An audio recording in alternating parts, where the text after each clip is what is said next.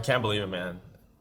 But I think it's a rite of passage for every startup, right? You gotta pivot when you think that things need to change. But the past couple months definitely has been like a crazy ride. Our startup went viral, and then we went to start fundraising. We got a couple angel checks, and now we're kind of back to the drawing board, going to be pivoting. It definitely has been challenging because I've just been like super locked in with Ryan. We've just been coding every single day and talking to users. And I obviously been recording a lot of different footage, but I really haven't had the chance to edit anything, mainly just because I'm just locked in and trying to like figure things out, right? But I definitely think like this video will be like super interesting for a lot of you guys, because I think a lot of us who are in pre-PMF phase, we're trying to pivot, we're trying to find that idea to work on.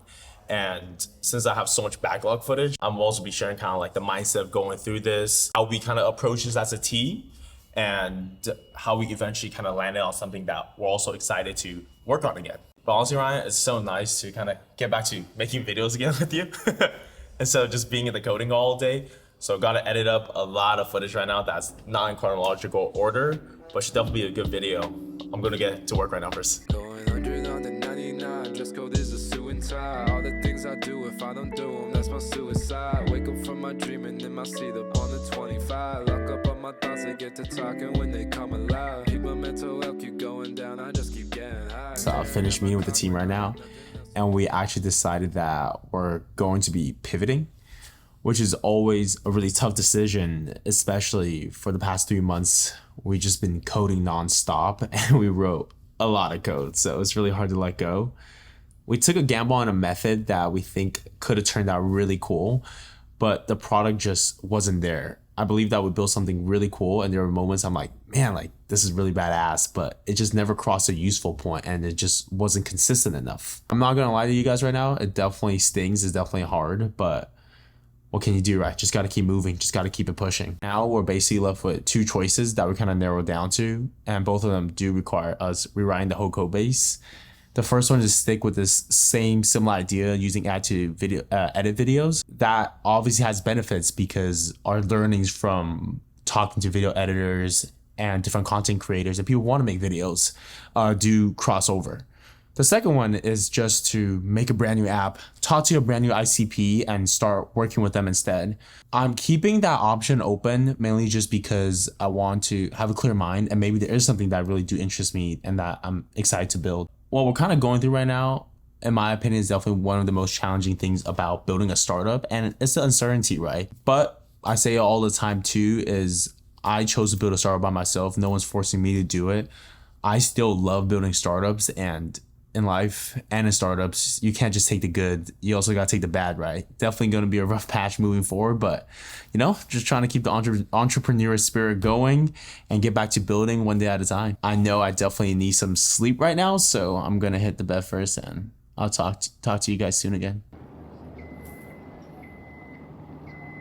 Sound like this. 안녕하세요. 아메리카노 한 잔 주세요. Basically. What do you think about the release of the model? Nothing ever happens, dude. Shit is dumb as fuck.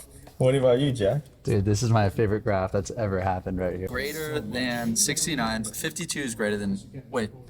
Oh, I fucked this up. The model sucks so much. Look at this graph. This makes no sense, bud. 52 are bigger than 69. Yeah. It's Which is true. It's not what I learned in school. Oh, GPT-5, nice. Nah, it's mid. It's cheap, dude. It's cheap? It's way cheaper. Opus is like 75 for output. I want it to be better. I think it's gonna be better, dude. Wait, so I'm gonna cut to the next shot. It'll be all of us like, oh my gosh, it's the best model ever. But all jokes aside, I'm excited to try the model. We'll see if it's good. Nothing revolutionary though, huh, Ruslan? On movement wise. Nothing, dude. You're not gonna notice any difference. We were diehard competitors. So different, like it just doesn't make sense. So I laid off the game side of the team, which was like 30 or 40% of the company. It's heart-wrenching because they're all brilliant artists and designers and creators. Dude, Ryan, I really enjoyed that talk today. I felt like we needed to hear that. Yeah, that was a great talk. Yeah, but pretty crazy. Only in San Francisco at Founders Inc., right? You can just have the co-founder Discord pull up on you. Definitely was a great fireside chat today. And it's pretty interesting because Hubert, who's the GP here at Founders Inc., he actually started a company called Curse, and they were competitors with Discord. So they were kind of going against each other. And today, obviously, they're on stage over here, just talking to young founders, having a fireside chat. And, Jason, the co-founder of Discord, really gave some great advice. The talk really hit home today, I guess, mainly because there was a part where he was talking about pivoting. So Discord, in the early days, originally was a video game company. They were building video games. I think they had a team about 10 to 15 people. And when they decided to pivot to Discord, they actually had to fire half of them and kind of start from the ground up again. And the best part about hearing successful founders talk, especially about the hardship parts, is that a lot of times we're going through this journey. I'm like, damn, is it because I'm not a good founder? How come I have to pivot and figure things out? Then you realize that this is actually really the rite of passage, that every successful founder, majority of them, had to go through this too. And really the key focus right now here is just to keep putting up shots. And I think that's the most important part in early phase startups, is to know how to sunk cost fastly and keep putting up shots and believe that the truth is you only need one to hit. And if one hits, then you're kind of chilling from there on out. Obviously there'll be new problems with the scaling and different things like that. But that's kind of where my mindset is, just keep putting up shots and don't give up and don't waver, because truthfully, you only need one to hit.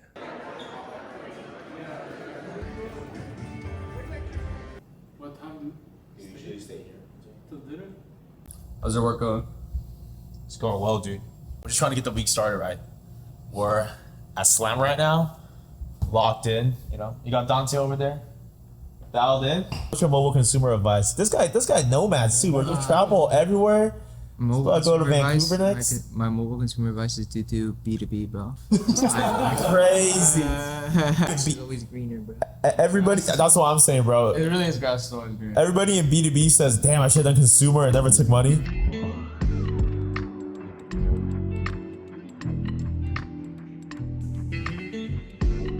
Honestly, today was a really, really good day. Went to church, got a lot of good work done. And me and the guys, we just played a little bit of poker, just small games, like $20 buy-in. One thing I'm trying to work on more is, while I'm in this pivoting period, just to keep an open mind and try to talk to as many people as possible. Since there's so many things that are changing, in the software world, right now the time it really is with AI, and it's super exciting. For example, video gen is absolutely taking off right now since VO3 came out, and there's so much momentum going into that.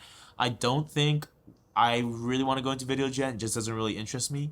But I still want to stick with this idea, just trying to find the best way to kind of go to market and make the tool as useful as possible. Because I really do believe that this idea will work on cursor video editing, right? It should exist in this world, and I believe that the models will get there.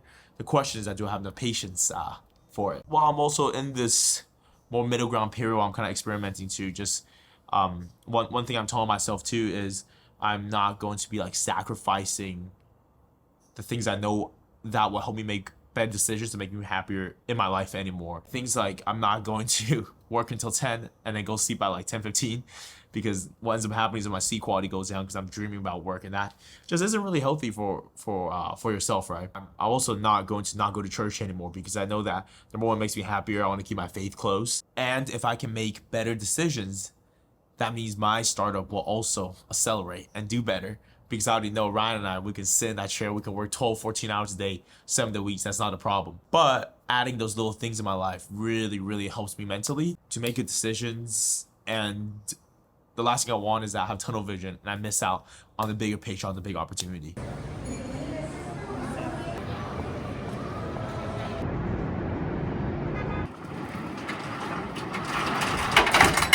You put layers on and I just show. How's it feel to be going to Dartmouth soon? I am very excited to see the East Coast. I'm sure she doesn't go. When are you moving again? In a week? Wait, 3 days. 4? Oh, I'm gonna move out of San Diego Saturday morning, and then we're gonna fly out of LAX red eye, and then immediately I'm gonna take the Dartmouth coach, 2.5 hours, straight to Hanover, move in. Oh. How I'm demoing everything. Yeah, There's the 2 luggages, suitcases. Yeah. That really good small person. Yeah. Man, how do you feel about Aaron leaving?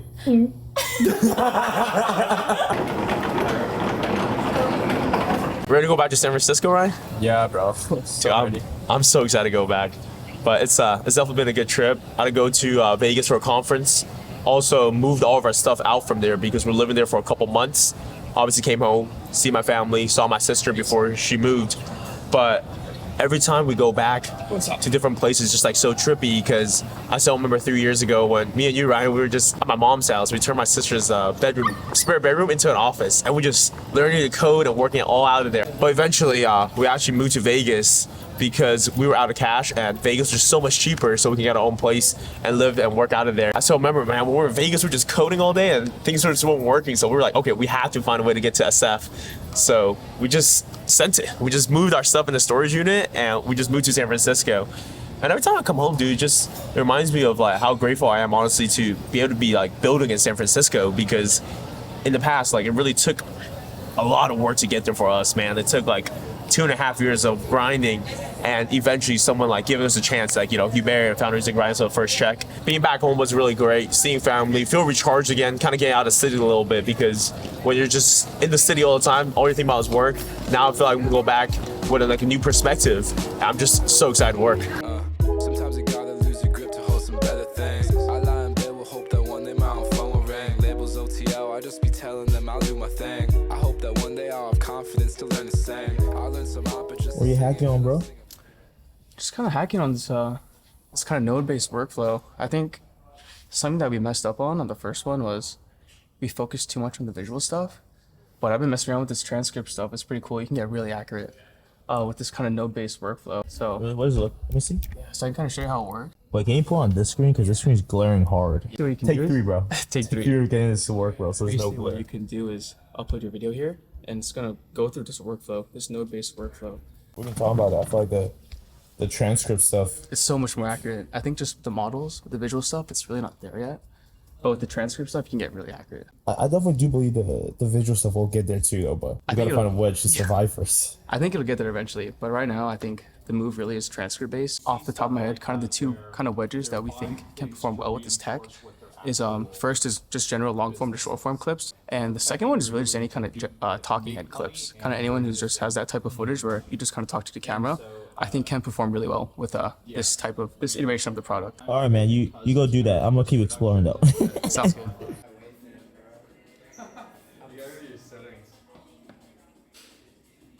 Where are you editing right now, you said? I'm making a stupid fan edit of one of the off-season people. He's like a #1 fencer in the world. Like, there's like, you go on YouTube, you can find all these fan edits of him, but none of them are like properly edited. So I'm gonna like sync this one to the beat. Bro, I'm gonna ask everyone the question, bro. Everyone in the comments asking. So, who's a better videographer, storyteller? You or Aiden, dude? It's Aiden. Nah, you can't be saying that. Give me. Talk your shit. Talk Give me your 2 shit. months. Justin just got here a month ago. One of the best videographers I know too. Obviously, Aiden's He's goated. not even here. You can't even defend it. That's why, bro. I'll never stand in front of his face. You get so tight. Hey, dude, but you're also a musician, no? Dude, the songs you guys been hearing in this vlog is actually also Justin's song. But now everybody give Justin a follow, man. He's one of my favorite guys here at I Think Already. I appreciate you guys. Follow Will. We just said some unhinged stuff, so I had to cut it. The pivot. So I think you see where I'm going with this, because if you go too deep in it. Solid meeting today, Ryan. Yeah, solid meeting, bro. Yeah, so Ryan and I, we do these weekly meetings, basically just talk about the state of the company and the A+ problems in our company. Obviously, right now it is to pivot, and it has been about a week or two since we've been just working aggressively and trying to find an idea, because just kind of just been exploring. And we both kind of came to the decision that we got to keep moving. Brian Armstrong, the CEO of Coinbase, had a great quote: "As at startups, you're like a shark, right? You always got to be swimming. Even if you don't know what to do, you just got to keep moving forward." So we had like a week or two to really think about stuff.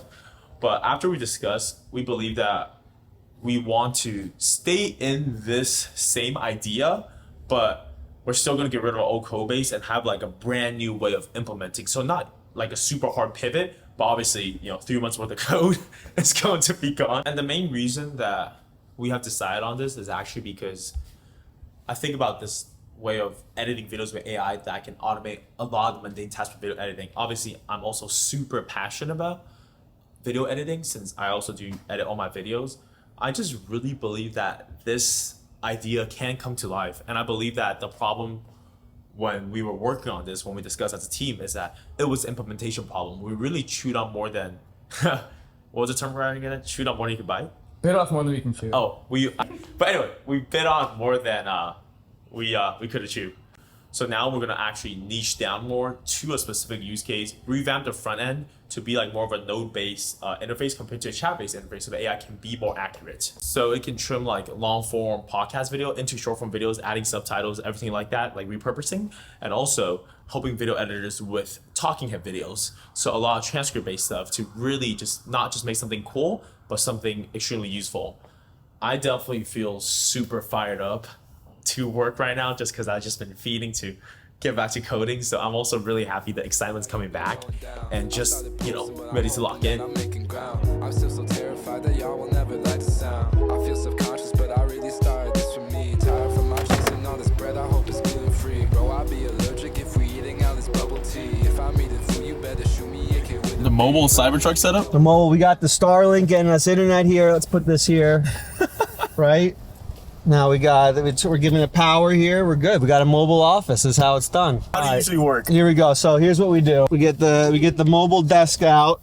Now we can start working. We set it up. We connect to the Starlink. Anywhere you go, I'm tweeting. I can tweet anywhere. And you're back. You ready to work too, Ryan? I got my setup here as well. How often do you work in the car, man? I try to go like once a week or so. I can look for like a view of the water, the bay. So if you're in Palo Alto and you see a Cybertruck hanging out by water, I'm probably in the front seat working.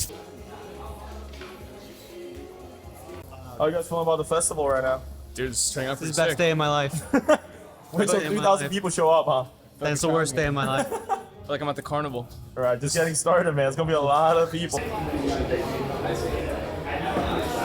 All right, Victor, you're the man behind this, man. So how does this work?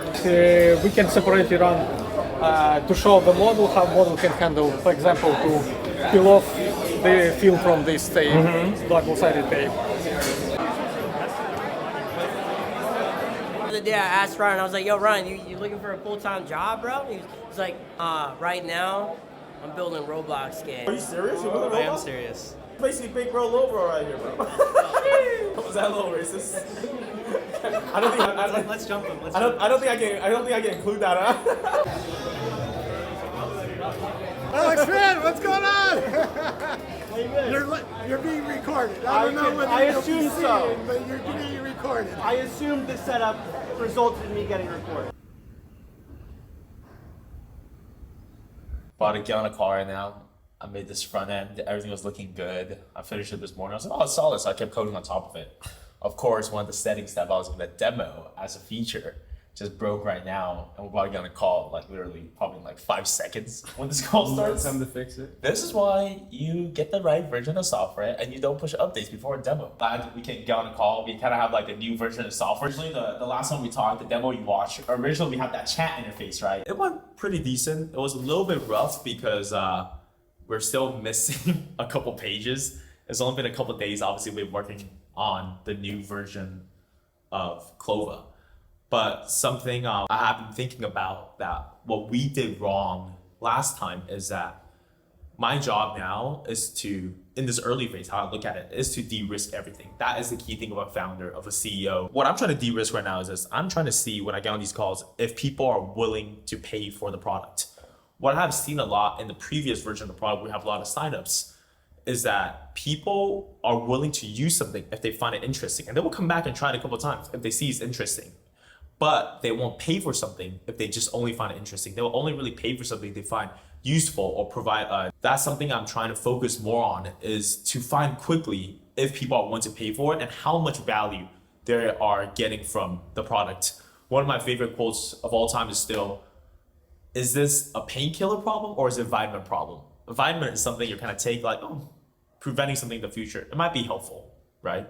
But a painkiller is something when you're going through pain and you know you need that problem solved. So really trying to validate if this is a painkiller problem, and the best way to do that is obviously getting paying users to know if it's a painkiller or vitamin problem. Birthday to you.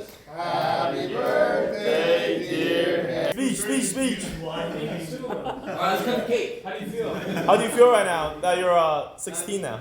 How do I feel? It's the same as yesterday. Mr. Manchester. Yay! You turned 19 here? Yeah. We're old now, bro. You're uncle. Dude, we're uncle. We're big uncle status. Only if you're 25 and that's you're uncle, bro. Because you got the young builders, man. 19. I'm about to be OG, bro. I'm about to be old as shit. 26? 26, dude. Yeah, I'm an thanks OG. for organizing this, Gino. God is 01, turned 19. Now he's here. What the? I'm filming your screen. Turn back.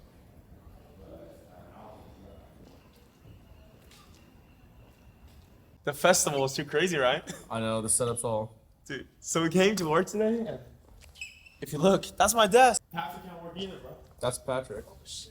A poster. Dude, we're about to put that in the house. That's looking tough.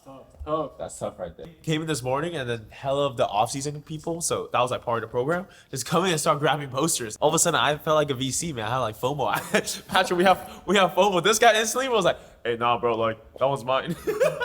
He was like, we're taking that one for our house.